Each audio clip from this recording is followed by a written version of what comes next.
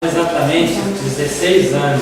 Eu estive aqui em dezembro de 1996 e naquela oportunidade eu tive uma surpresa agradável, porque nós chegamos, estamos conversando, e quando eu comecei a falar, que eu olho assim na plateia, eu lembrei meu pai, a presença do meu pai. Acho que foi o senhor que trouxe meu pai.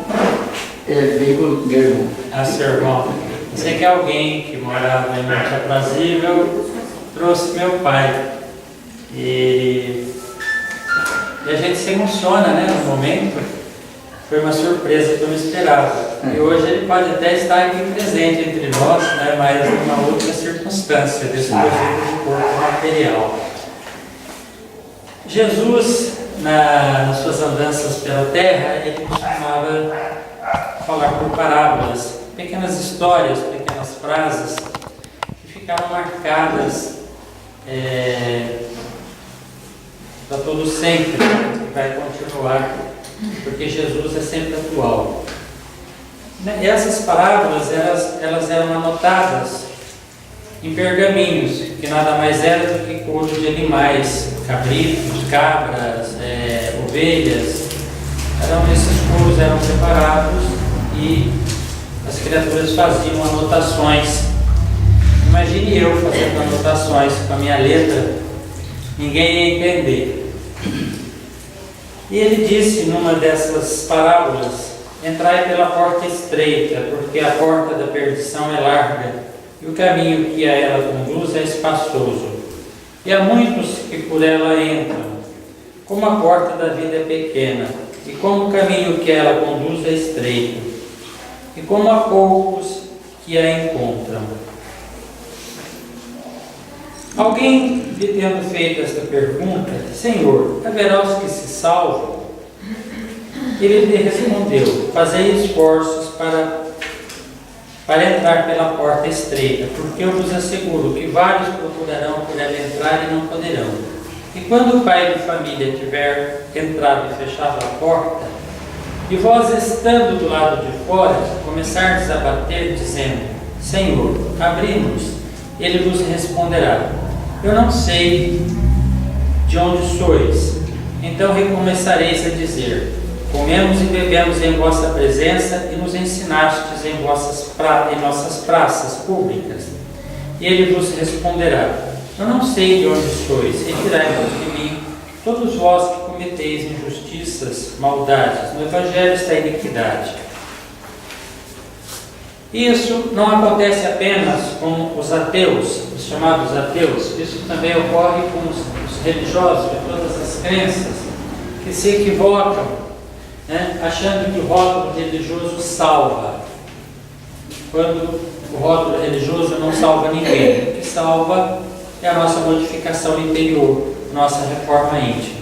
Há poucos dias eu estava no consultório médico e tem uma revista evangélica, e lá o pastor R.R. Soares exalta a fé aos seus fiéis, que a fé é que salva, a fé é que leva as criaturas ao céu, por assim dizer. Quando diz salvar-se, é ir para o céu, né? Nós somos de origem católica, acreditamos, né, trazemos esse conceito de céu e inferno, embora o Espiritismo fala de mundos, de locais de sofrimento, de umbral, de vales dos suicidas, de cidades espirituais, mas nós, no íntimo ainda a gente guarda esse sentimento de céu como um local bom, um local aprazível, um local agradável, e o inferno como sendo um local de sofrimento. Posteriormente assisti ao Grupo Repórter na chamada Sexta-feira Santa, quando a repórter encarregada da realização da elaboração do programa entrevistou religiosos sobre crença religiosa. E todos foram unânimes em dizer que a fé sem obra é uma fé morta. É o que o Espiritismo também prega: aliar a fé à obra, porque a fé sem obra é uma fé morta. Não adianta a gente dizer que tem fé se nós não nos envolvemos, não nos deixamos envolver emocionalmente pelo problema do nosso semelhante.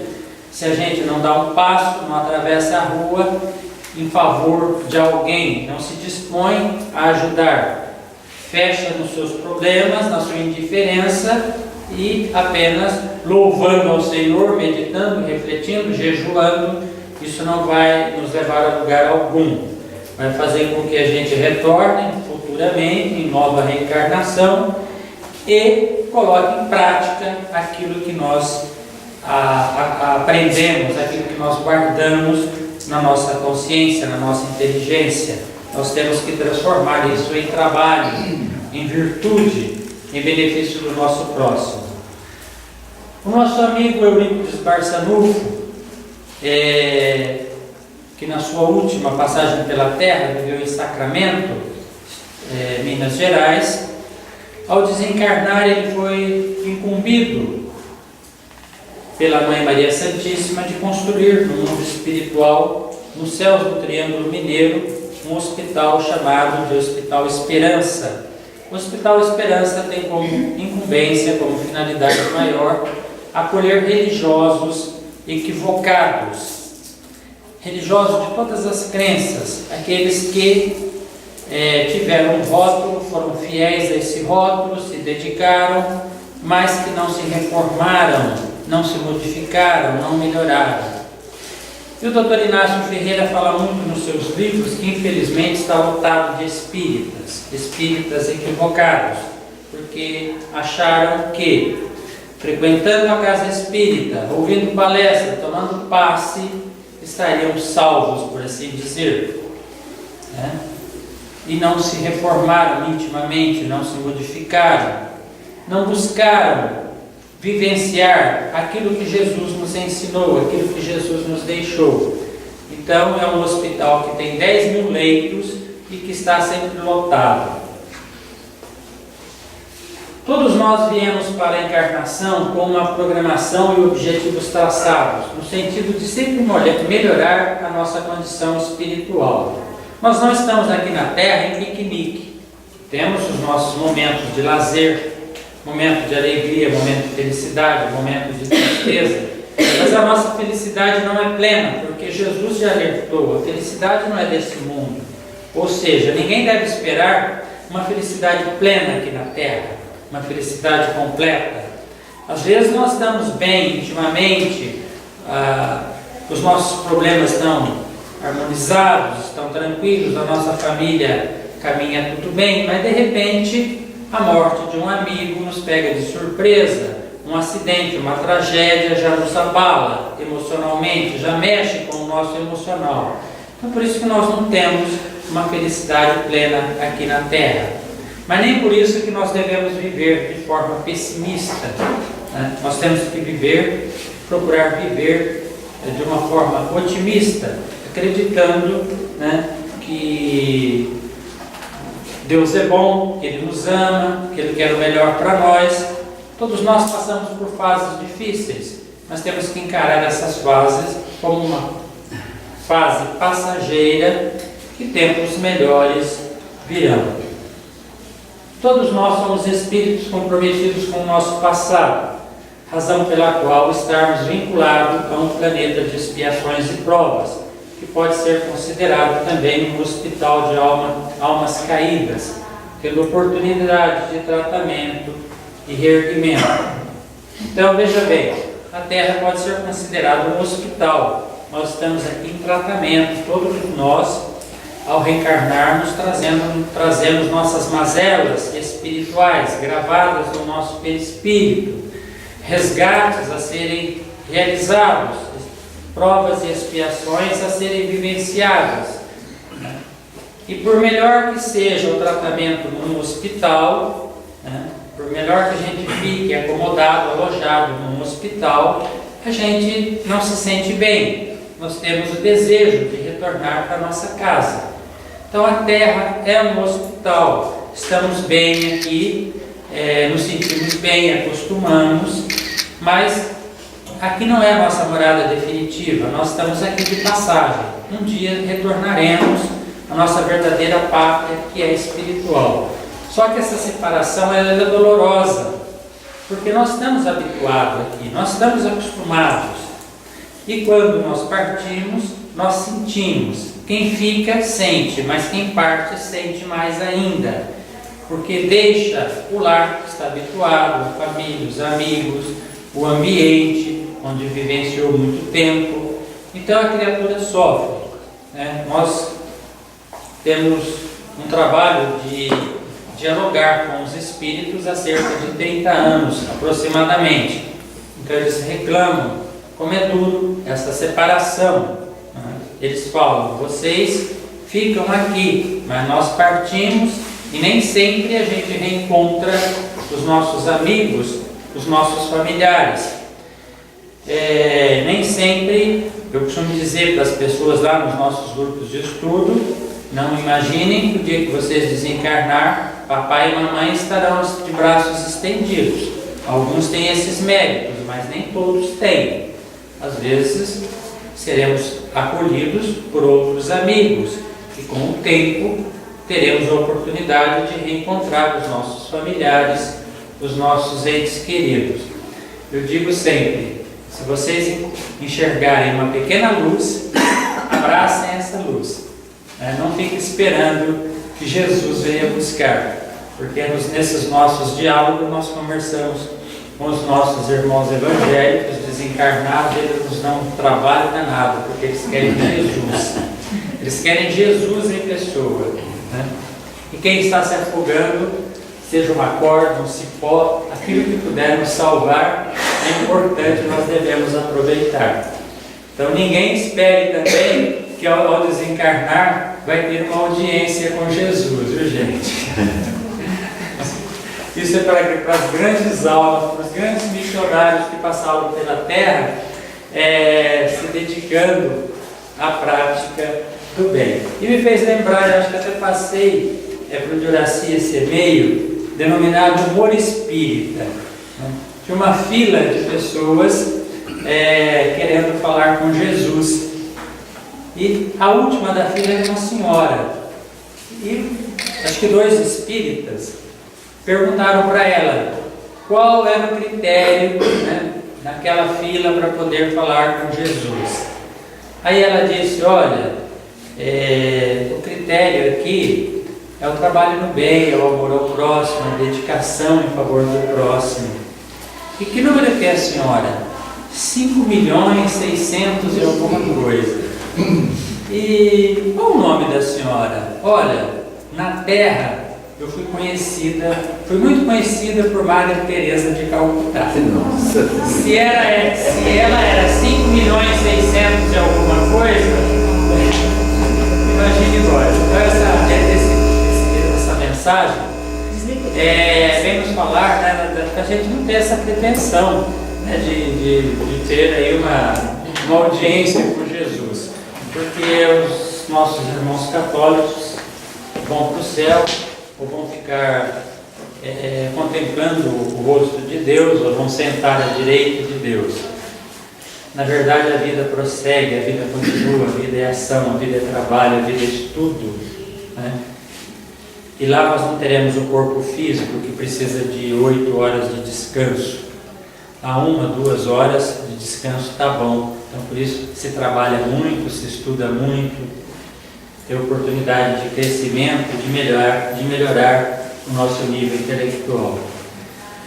Por este motivo, sempre rogamos ao Criador uma nova oportunidade no corpo físico. Primeiro, para esquecer fatos que nos perturbam e tiram a nossa tranquilidade, que ferem a nossa consciência. Então, a reencarnação funciona como uma sonoterapia, pois vamos esquecer por um período. Podemos ser curto, médio ou longo, o que nos atormenta, nos envergonha e nos faz sofrer. Então, a reencarnação, além dela nos dar a oportunidade de crescimento espiritual, de melhorar a nossa condição espiritual, que esta é a finalidade da reencarnação, pagar alguns erros, alguns débitos pendentes e melhorar a nossa condição espiritual, ela funciona também como um meio de esquecimento, porque muitas criaturas cometem crimes bárbaros, né? Deixam a terra em situação penosa, de dificuldade, e imploram a reencarnação como um meio de esquecimento.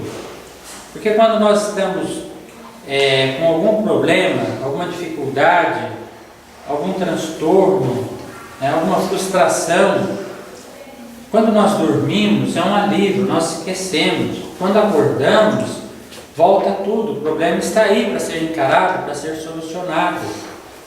Mas aquele período de sono nos fez esquecer temporariamente aquele problema. Então a reencarnação também tem essa finalidade. Nós vamos esquecer aquilo que nos faz sofrer, aquilo que nos amargura, né? Aquilo que nos deixa doente, deprimido, triste. E a gente implora então o retorno ao corpo físico. E aqui quase não tem jovens, os jovens aqui já estão um pouquinho mais maduros. Mas os jovens costumam, às vezes, revoltados com os pais, falar assim: eu não pedi para nascer, né? E eu costumo dizer: não pediu, implorou para nascer, mas depois esquece, e aí culpa os pais. Eu reencarnei, eu nasci por culpa sua, né? Implorou para nascer. Todos nós imploramos para voltar ao corpo físico, porque nós queremos quitar dívidas, esquecer o passado, começar uma vida nova, uma nova oportunidade. A reencarnação é isso, é uma nova oportunidade. Somos alertados das dificuldades que teremos de enfrentar, mas naquela ansiedade, naquela pressa característica da criatura humana, demonstramos entusiasmo, uma disposição, uma força de vontade, um otimismo muito grande com relação à nossa vitória, que acaba por sensibilizar os espíritos benfeitores encarregado de nos preparar um novo retorno ao corpo físico. Reencarnar não é tão fácil. Eu quero reencarnar. Exige uma programação, exige encontrar quem nos queira receber na condição de filho.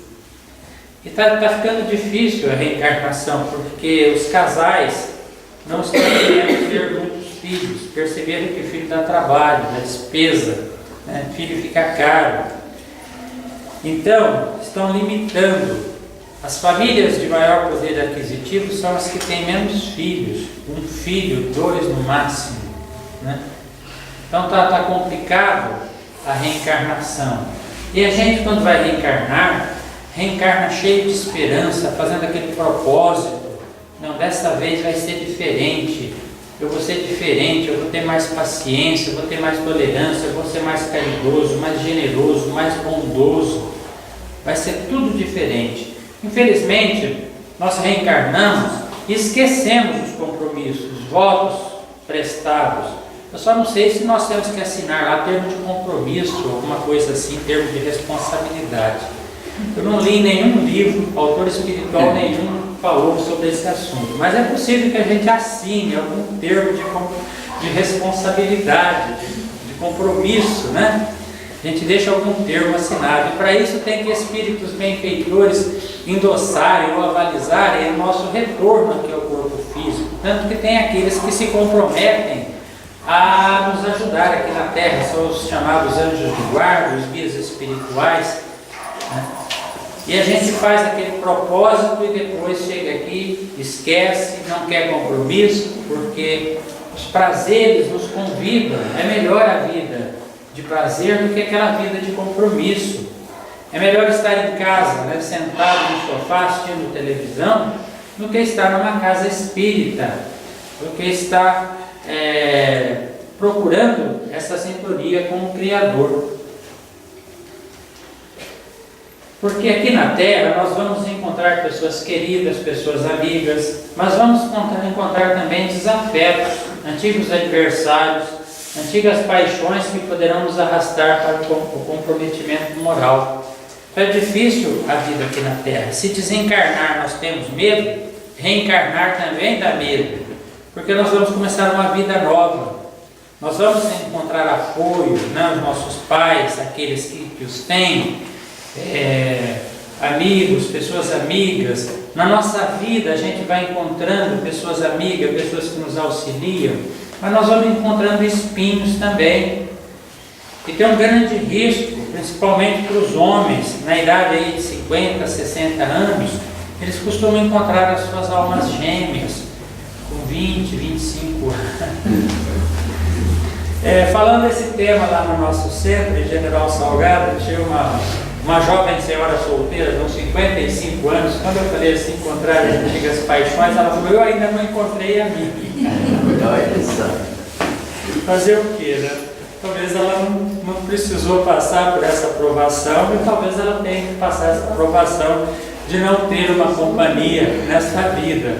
Às vezes em outras vidas teve e não soube aproveitar, né? Não respeitou, coisa do gênero. Nós não podemos generalizar, cada caso é um caso. Nós não podemos dizer que esse caso, esse exemplo serve, né, para A ou B. Não podemos generalizar. O Espiritismo oferece um leque de informações que podem, sim, alguma delas se enquadrar. Mas é um risco muito grande da gente cair, da gente falhar, porque nós fazemos compromisso, mas depois chega aqui e nós não queremos assumir esse compromisso. Simbolicamente, teremos aqui na Terra dois caminhos a seguir: o da porta estreita e o da porta larga. A porta estreita representa caminhar nas estradas da vida com disciplina, procurando conter os instintos trazidos de vidas passadas, vencer os vícios dos mais comuns, como a gula, falar da vida alheia, né?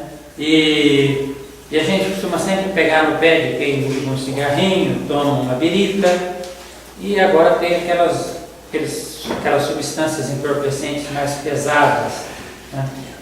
Então a gente tem que procurar evitar, conter esses instintos e procurar se auto-educar, se auto-reformar, se auto-modificar, porque também tem aqueles defeitos mais difíceis que nós trazemos de muitas e muitas reencarnações, que dá um trabalho danado para a gente se libertar deles, que é o orgulho, a vaidade, a ambição, a sensualidade, a inveja, os ciúmes, o autoritarismo.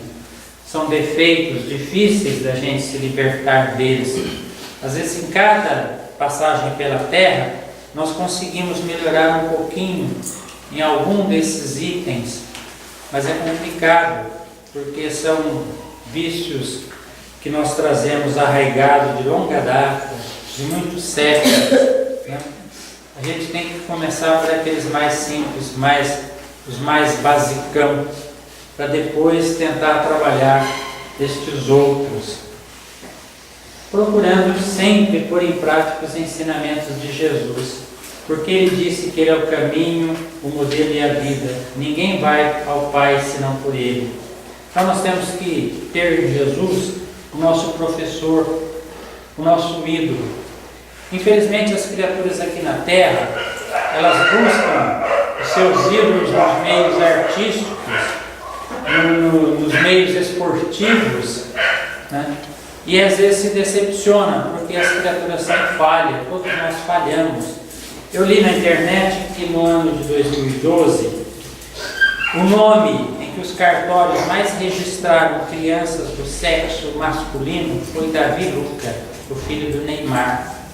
Veja como as pessoas se apegam aos ídolos encarnados, ídolos de barro que podem se quebrar a qualquer momento, porque todos nós somos falíveis, todos nós temos esse risco de falir, de errar, de cair. Por isso que nós precisamos todos os dias pedir a Deus e a Jesus nas nossas orações que nos fortaleça, que nos faça forte, para que a gente deixe a Terra como vencedor dos nossos defeitos, dos nossos vícios, das nossas fraquezas, e não como vencido. A porta estreita significa também enfrentar as dificuldades da vida, pois sendo a Terra um mundo de expiação e provas, é natural que todos nós passamos por dificuldades, mas suportando essas dificuldades com coragem, com otimismo, sem esmorecer, sem revolta, lembrando sempre que as fases boas da vida passam e as ruins também. Então, se a dificuldade bate à nossa porta, a dor chega na nossa porta, ninguém está isento, ninguém está livre, Nós temos período de calmaria, né? Quando o nosso barquinho está navegando naquele lago azul, bonito, pode ter certeza que logo ele vai ter uma reviravolta. Alguma coisa acontece para nos chacoalhar, para nos despertar para os valores espirituais. São as provas no ginásio, na escola, na faculdade. Os alunos são submetidos a provas, a testes de avaliação. Na nossa vida também, nós somos submetidos a testes de avaliação. Por isso que vem as dificuldades, as provações, para ver se nós estamos amadurecendo, se nós estamos crescendo. Se não vier essas provações, como que nós somos analisados? Se estamos realmente melhorando, se estamos progredindo, né? Se estamos com a fé mais vibrante, mais forte. Porque está no Evangelho, segundo o Espiritismo, bem e mal sofrer. De nada adianta a gente sofrer de cabeça baixa e revoltar. Ah, eu sou um sofredor, mas eu estou sofrendo, acreditando que na próxima encarnação a vida vai ser melhor. Não é por aí. Nós temos que sofrer e sofrer bem, sofrer resignado, sem reclamar. Podemos até dividir a nossa dor com algum amigo, com alguém da nossa confiança, mas não ficar lamentando com todas as pessoas, passando por coitadinho. Ah, coitadinho. Porque tem pessoas que acham legal que os outros sintam pena delas. E não é por aí. Nós temos que viver, eu uso muito esse termo, nós temos que viver mais ou menos como um palhaço de circo. Acha que o palhaço de circo é feliz? Tem vontade de sorrir, de brincar? Às vezes ele está chorando por dentro, mas ele está fazendo as pessoas sorrirem. É o trabalho dele, é a profissão dele. Então nós temos que ser mais ou menos assim. E eu procuro viver mais ou menos assim, e sempre alguém falar, você é uma pessoa feliz, você não tem problema. Eu falo, que bom que você pensa assim de mim. Continue pensando positivamente, né? Porque eu divido os meus problemas, minhas dificuldades, minhas frustrações com minha companheira, né, minha esposa, e com um ou outro amigo de extrema confiança, porque às vezes a gente vai dividir o nosso problema com algum amigo e é um ótimo assunto nas rodas de fofoca, né? Não sei se alguém aqui já viu um comercial do novo Palio. A amiga está angustiada e resolve abrir com a amiga o problema que o filho casou há um mês, está se separando. E a amiga, a motorista fala para a amiga, né, que o problema do filho. E ela, não, conte comigo, ó, segredo total, estou junto de você, estou com você. Aí a amiga desce, a motorista vai manobrar. Quando ela retorna e passa em frente ao grupo familiar da amiga que desceu, a amiga já está contando para a família. Sabe o filho da fulana? Casou faz um mês, ó. Já está se separando. Então é assim, às vezes a gente vai contar para alguém, na maior das confianças, né? Que a gente está abrindo o nosso coração para alguém, precisa fazer isso, porque o próprio Jesus disse, confessai-vos uns aos outros. E a gente vai confessar a nossa dor, o nosso drama, o nosso problema, a nossa dificuldade para algum amigo, e ele vai, né, soltar isso numa roda de fofoca. Eu não sei aqui em Polônia, mas lá em Salgado tem uns pontos, os amigos se reúnem. Meu Deus do céu, quando você entra, você tem que sair de costas.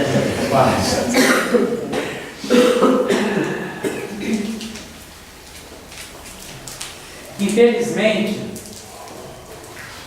muitos se esquecem dos compromissos assumidos na espiritualidade antes da reencarnação e fazem a opção da porta larga, ou seja, o caminho mais fácil materialmente falando. Isso acontece muito no movimento espírita, não sei aqui em Polônia, mas lá em General Salgado acontece. Muitos médiums chegam ao centro, criaturas obsidiadas, envolvidas com problemas de ordem espiritual, são submetidas a tratamento, convidadas a participar do grupo de estudo, futuramente vão para a sala de desobsessão. Lá nós temos 2 salas e a pessoa às vezes desenvolve a mediunidade começa a trabalhar, começa a sentir o peso da responsabilidade. No começo tem até um certo entusiasmo, né? Mas depois, quando vê que é um trabalho difícil, de responsabilidade, aí começa a se lamentar.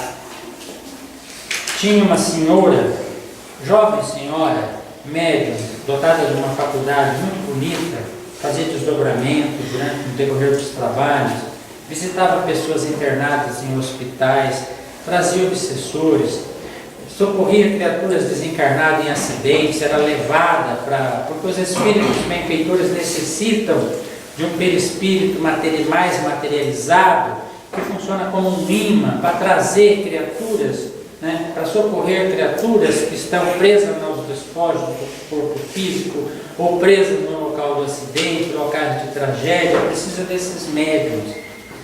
E ela ia à minha casa e chorava, porque eu não quero ser médium, eu não quero isso para mim, eu não pedi isso, você implorou, mas eu não quero mais, como é que eu faço? Sinto muito, não posso te falar nada. Você tem o livre-arbítrio de escolher o que você quer fazer da sua vida. Escolheu, abandonou o espiritismo, abandonou o marido, né? Há uns 2 anos tive a última notícia dela, estava em Minas, morando com um antigo namorado, né? Parece que a vida dela está de ponta cabeça. A porta larga, né? Se tivesse continuado com o seu trabalho, com seu marido, poderia estar numa situação melhor, mas infelizmente as pessoas procuram a porta larga, não quer responsabilidade, não quer compromisso. Nós temos um número muito grande de médiuns, bons médiuns, enferrujados, que não querem compromisso. E os benfeitores espirituais falam que o que mais atinge a criatura no seu retorno à pátria espiritual é o remorso. É o remorso de saber que podia ter feito, que teve a oportunidade e que não aproveitou. Perdeu o tempo. Há uns 5, 6 anos, um companheiro nosso desencarnou.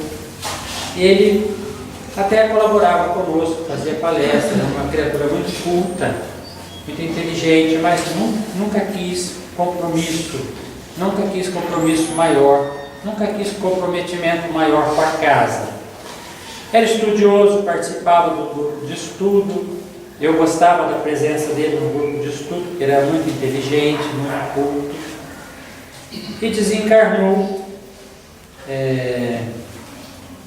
E numa das suas visitas à casa, ele disse que sofreu bastante, porque percebeu que poderia ter feito muito mais e não fez. Vai ter que entrar na fila e recomeçar. Teve muito talento, foi lhe dado muito talento, mas não aproveitou.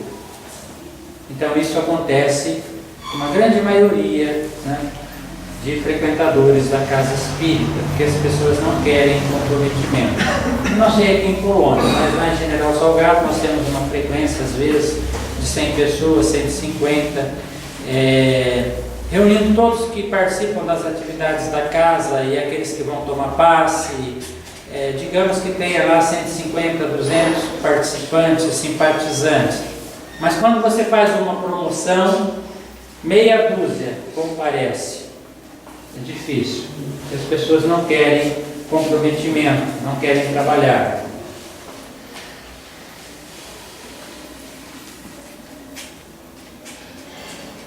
Apesar dos alertas chegados das mais variadas formas, seja através de religião, a que são iniciados e depois abandonam, seja através de bons exemplos de familiares e amigos, seja através de alguma inibição do corpo físico que funciona à base de freio para a conduta da criatura, preferem viver na irresponsabilidade, afastando-se dos princípios cristãos.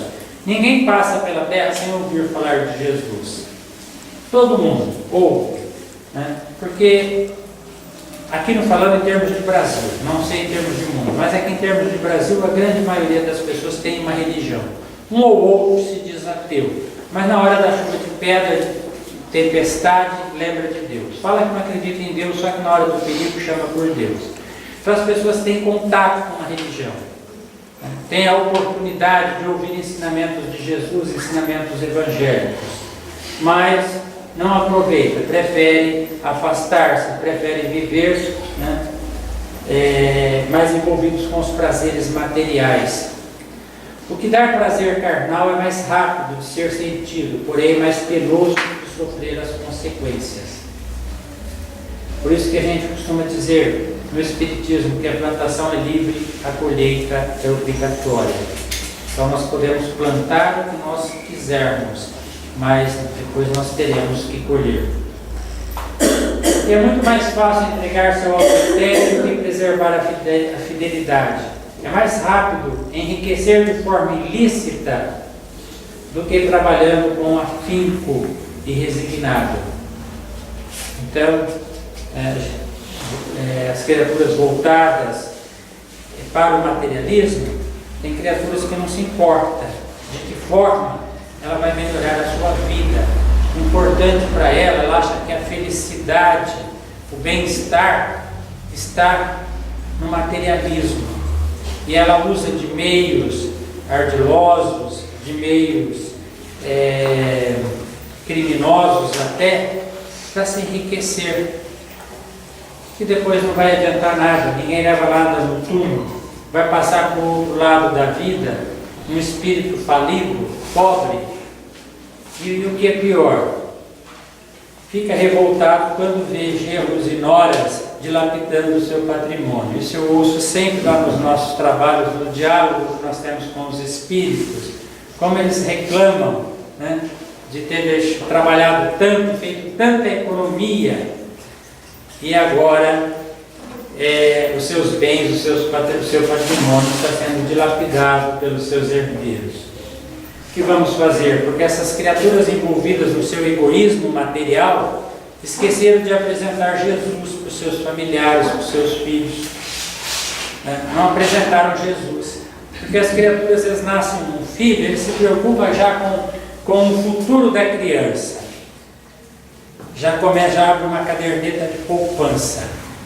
Mas esquece, quando a criança começa a crescer, desenvolver a sua inteligência, o seu raciocínio, de falar de Jesus, de falar, olha, Papai do Céu não gosta, Jesus não gosta, não faça isso, não faça aquilo, né? E aí a criatura cresce, livre e solta, apenas envolvida no materialismo. Depois, quando desencarnam os pais, eles queriam uma atitude diferente dos filhos, queria que o filho lhe fizesse oração, né? Emitisse vibração positiva, vibração edificante. Mas se não ensinaram isso, como que vão esperar isso dos seus herdeiros, daqueles que ficaram na terra? É bem melhor assistir a programas sensacionalistas que estimulam as más paixões, como as novelas, do que ir a uma casa religiosa ou ler um bom livro que auxilia no crescimento intelectual e na educação da criatura humana. Na minha profissão de escrivão de polícia, agora já estou aposentado, na madrugada, muitas vezes, aquele sono, né, aquela vontade de estar em casa, na cama, mas tinha que estar ali, né? Como dizia um amigo meu, no pé do eito, esse termo era muito usado, né, na zona rural, no pé do eito, tinha que ficar ali. As pessoas chegavam, olhavam assim e falavam, meu Deus do céu, pensavam, você não gosta de dormir? Eu queria estar tanto na minha cama dormindo e você na rua dando trabalho, uma hora dessa, né? Às vezes 2 horas, 3 horas da manhã, 4 horas. Ah, porque fulano me xingou ou me agrediu. E eu falava, meu amigo, se você estivesse numa casa religiosa, e olha que tem igreja ficando aberta quase 24 horas por dia, isso não teria acontecido. Mas você está no bar, você está na rua, você corre esse risco, né? Mas tinha que fazer o boletim de ocorrência, atender, fazer o quê, né? Era pago para isso, para aquilo, né? Então tinha que atender e atender bem, que essa é a função, a obrigação do funcionário público. Devido ao atraso do nosso espírito, gostamos mais do que encanta os olhos, as aparências, do que aquilo que fala a razão. Muita vaidade, muita ilusão, e mais tarde nos leva ao desencanto, à desilusão e à triste realidade de que não valeu a pena. Quantas criaturas passam uma vida de ilusão, correndo atrás dos valores materiais, despreocupada dos valores espirituais, e quando elas pressentem a aproximação do desencarno, elas chegam à triste conclusão de que não valeu a pena. Não valeu a pena toda aquela correria, tudo aquilo, que ela poderia ter vivido melhor, de uma forma melhor. Eu já tive a oportunidade de ver isso, né? De compartilhar com pessoas que chegaram a essa conclusão, de que deveriam ter vivido de uma forma diferente. Como disse o Chico Xavier, mais ou menos assim: já que nós não podemos voltar lá atrás e recomeçar, podemos começar agora e fazer um novo fim. Então nós não podemos voltar lá no começo, lá atrás, porque muitas coisas que nós fizemos hoje, muitas coisas que eu fiz, muita atitude que eu tive no passado, hoje eu agiria de forma diferente. Então por isso que nós temos que começar a partir de agora para fazer um novo fim, né? Para que a gente não tenha um número mais alto de arrependimento e de remorso. Por isso a humanidade sofre as consequências dos seus próprios atos, pois em busca do prazer imediato esquece do espírito imortal de buscar o prazer e a felicidade permanentes, mas a custo de muito esforço e renúncia. Por isso que no Espiritismo fala-se muito de reforma íntima, e isso incomoda as pessoas. Eu parei de ir no centro porque vocês falam demais em reforma íntima. Há uns meses atrás, um dos frequentadores da nossa casa, um senhor que frequentou por longos anos, ele ia, às vezes ficava conversando lá fora, fazia uma rodinha lá fora, e ficava batendo papo, porque ele só queria tomar passe. Aí, um dia eu fui na loja dele, ele falou assim para mim: não dá aí no centro. Vocês pegam pesado demais. Enquanto as igrejas evangélicas estão oferecendo, estão falando em prosperidade, estão falando que Jesus vem buscar, vocês estão falando em reforma íntima, cobram demais. Sabe qual o dia que eu mais gostei de estar lá no centro? Foi na cerimônia do Dia dos Pais. Nós temos uma companheira que sempre no Dia das Mães, na quarta-feira, as nossas atividades lá públicas acontecem de quarta-feira, igual hoje, aqui. Na quarta-feira que antecede o Dia das Mães ou o Dia dos Pais, ela faz um evento, eu já deixo a cargo dela. E nós temos uma outra companheira que tem um projeto na prefeitura, junto com a prefeitura, ela dá aula de canto, ensaia crianças, ela leva as crianças para cantar, né? Faz uma festa diferente. Quando é as mães, distribui flores, quando é o Dia dos Pais, distribui os espinhos.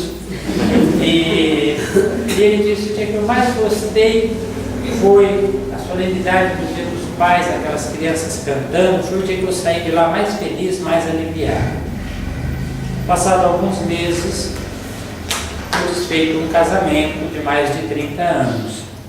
E agora eu vejo ele lá na rua, ele deixou de ir no centro, eu vejo ele lá na rua, nos bares da cidade, como uns jovens maduros, bebericando. Então, não resistiu à tentação da porta larga, né? Talvez um dia ele arrependa, mas aí já foi. Tivesse as pessoas uma aceitação maior dos ensinamentos de Jesus, principalmente sobre a imortalidade da alma, sobre a lei de causa e efeito, de ação e reação, em que cada um colhe de acordo com a sua plantação, agiria de forma diferente. Disse o apóstolo Paulo aos Coríntios: todas as coisas me são lícitas, mas nem todas as coisas edificam. Ou seja, nós podemos fazer tudo o que nós queremos, mas nem tudo vai ser bom para o nosso espírito. Isso vem nos falar do livre-arbítrio. Todos nós temos o livre-arbítrio. Desde que nós adquirimos a razão espiritual, passamos a raciocinar, Nós tivemos o direito, Deus nos deu o direito de escolher este ou aquele caminho, né? Mas só que nós temos a nossa responsabilidade. Nós podemos fazer, só que nós temos a responsabilidade. Nós somos responsáveis pelos nossos atos.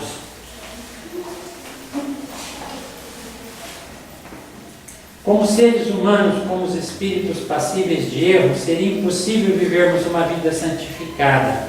Por mais que tentássemos, não conseguiríamos no atual estágio evolutivo em que nos encontramos. Então, muitas pessoas que falam assim: mas eu sou tão imperfeito. Você convida a pessoa para trabalhar, fala: vamos ajudar a aplicar passe, né? Não tem segredo aplicar passe. Nós temos lá a apostila que fala sobre passe, mas não tem mistério, né? Se você está bem, está se sentindo bem, estenda a mão sobre a cabeça de alguém, faça uma oração, você está transmitindo energia. Não, eu me sinto tão imperfeito. Se Deus fosse esperar a perfeição nossa aqui na Terra, ninguém trabalharia. Se nós temos que fazer uma caminhada de 5 quilômetros, se a gente não der o primeiro passo, nós não vamos chegar a lugar algum. Eu sei das minhas limitações de falar, né? Mas falo, porque as circunstâncias me obrigaram, me levaram a ter que falar. Alguém tinha que falar na casa, tinha dia que não tinha ninguém. Então eu fui levado, as circunstâncias me empurraram. Estamos aí, né, preparando para que, quem sabe, na próxima encarnação ou na outra, eu não preciso mais dessas anotações, vou falar bonito, né, sem ter que precisar da ajuda das anotações, mas a gente tem que começar, né, e não perder a oportunidade. Daí a importância de uma religião que será o meio que nos levará a nos conscientizarmos das imperfeições que nos cercam e nos alertar do mau caminho. Porque toda religião, ela prega o bem, ela ensina o bom caminho. O problema são os fiéis, né, que não cumprem aquilo que aprendem. O que precisamos é buscar dominar constantemente nossas más tendências, com sinceridade no coração. Se gostamos de conforto, trabalhemos para tal, mas não nos tornemos escravos do dinheiro, que nos afastará das coisas de Deus. Não é proibido a gente ter conforto, trabalhar para isso, porque eu costumo dizer que nós não podemos viver e nos tornar um peso para a sociedade. Eu sou uma criatura desprendida dos bens materiais, então vou deixar de trabalhar e vou me tornar um peso para a sociedade. Também não é por aí. Nós temos que ser desprendidos, né, no sentido de não viver apegado em demasia às coisas materiais. Aí alguém pode falar assim: mas eu não sou rico, eu não tenho dinheiro, eu não tenho bens materiais. Temos sim. Nós temos a nossa casa, nós temos nossos familiares, nós temos os nossos amigos, nós temos a nossa cadeira de balanço. André Luiz fala num dos seus livros da senhora que ele encontrou desencarnada numa cadeira de balanço. Aí ele se aproximou, foi levar um diálogo com ela, falou: minha irmã, por que você fica aqui? Você já desencarnou há tanto tempo. Meu irmão, minha cadeira de balanço, eu gosto tanto dessa cadeira. Num dos livros do André Luiz tem essa passagem da cadeira de balanço. Então veja bem, são bens materiais, uma cadeira de balanço, e nós nos apegamos, né? Nós precisamos de diversão, de lazer, porque o nosso espírito ainda pede, tem necessidade da vida social, de lazer, de diversão, de trabalho. Mas primeiro a obrigação, depois a diversão, né? Primeiro a obrigação, depois a devoção e depois a diversão. Mas as pessoas fazem o contrário. Primeiro a obrigação, com reclamação, depois a diversão, e se sobrar tempo, a devoção. E às vezes não dá tempo, porque nós não sabemos quando iremos morrer. Em pouco menos de um mês, enterramos 2 amigos, um com 46 anos de idade e outro com 64. O de 46, uma criatura maravilhosa, fantástica, morava no nosso albergue. Lá nós temos nosso albergue, que é o nome de Lar Transitório. Ele era funcionário da prefeitura e finais de semana e à noite ele cuidava do albergue. Era uma pessoa dinâmica, um amigo leal, sincero, um batalhador. Resolvia os problemas, não dava trabalho para a diretoria. Caiu no telhado, foi limpar uma caia, deitado no telhado, escorregou, caiu, bateu a cabeça e morreu. O outro foi enterrado na segunda-feira, 64 anos, um infarto fulminante, frequentava o nosso centro. Não era um trabalhador, era um frequentador. Então nós não podemos deixar, vou deixar mais para frente para me preocupar com a vida espiritual. Às vezes não dá tempo, né? Felizmente é uma caixa de surpresa. Alguns ficam 100 anos, outros menos, e alguns vão bem mais cedo. Então nós temos que aproveitar o tempo, né, que está aí ao nosso dispor. Se Deus é por nós, quem será contra nós? Paulo aos Romanos. Sim, pois é Jesus quem diz que se buscarmos primeiro as coisas divinas, todo o restante será acrescentado. E o Pai irá nos amparar nos problemas que nos afligem. Mas é necessário que façamos a nossa parte. Os pássaros do céu, conforme narra a parábola evangélica, têm que ir à caça. Ou seja, os pássaros do céu não plantam, mas saciam a fome, mas têm que bater as asas, têm que buscar. Assim também, nós também precisamos buscar as coisas de Deus. Cai do céu apenas chuva, né? E também raio. Nós temos que nos espernear para buscar a nossa sobrevivência e também trabalhar pela nossa melhora espiritual. Necessário, porém, que a gente persevere naquele caminho que mais nos aproxima da porta estreita, vivendo em sociedade, mas sem se deixar influenciar em demasia pelos seus vícios e costumes.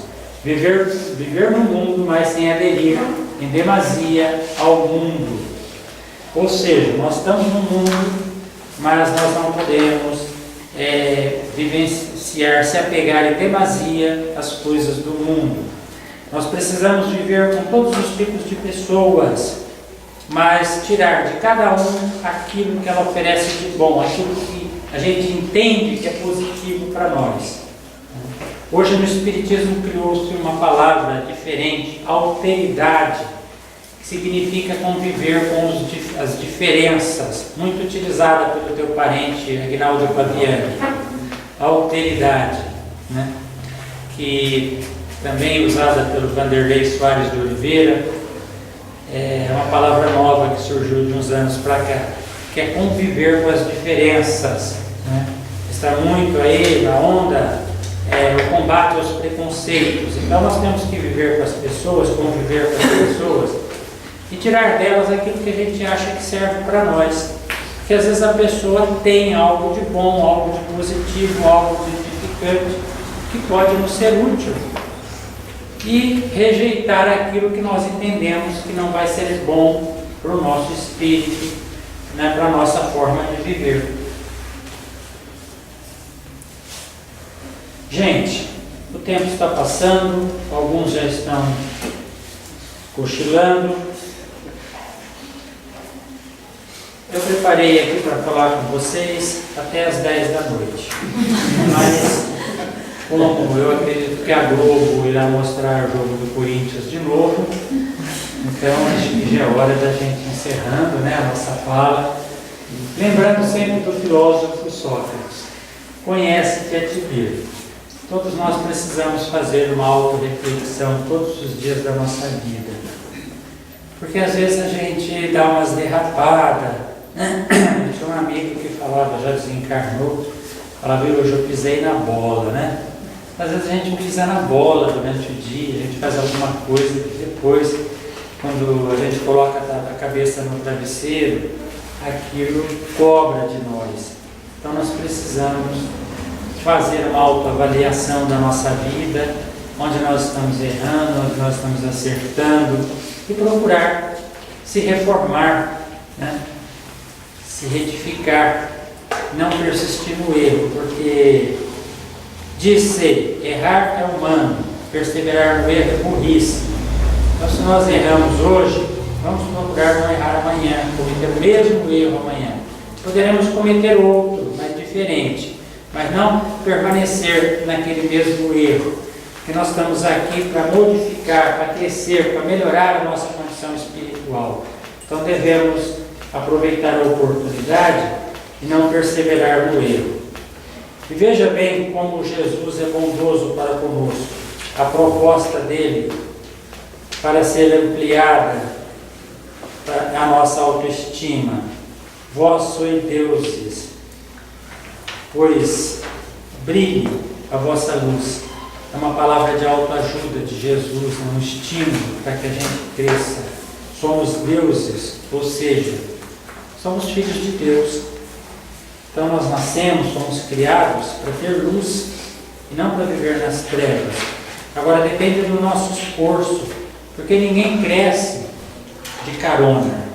Aquelas criaturas que ficavam virando as páginas enquanto o Chico psicografava, não cresceram tanto quanto ele. Ele cresceu porque ele se dedicou, ele renunciou, ele trabalhou, ele batalhou, né? Então quem conviveu com ele usufruiu apenas da convivência material, da convivência física. Teve muitos exemplos, mas cada um tem que crescer por si. O crescimento espiritual não é igual a agenda política, que o Tiririca teve lá, não sei, 1 milhão ou 2 de votos e levou com ele vários outros. Nós temos que crescer por conta própria, por nosso esforço próprio. Ninguém cresce, ninguém melhora espiritualmente através de carona, através de legenda. Então façamos esse esforço, pelo menos vamos procurar perseverar no bem, procurar acertar mais e errar menos, para que a gente possa sair da terra em condições melhores do que chegamos. Muita paz a todos, muito obrigado pela atenção e pelas vibrações. As vibrações são tão boas que eu me estenderia mais uns 20, 30 minutos, mas vocês não merecem isso.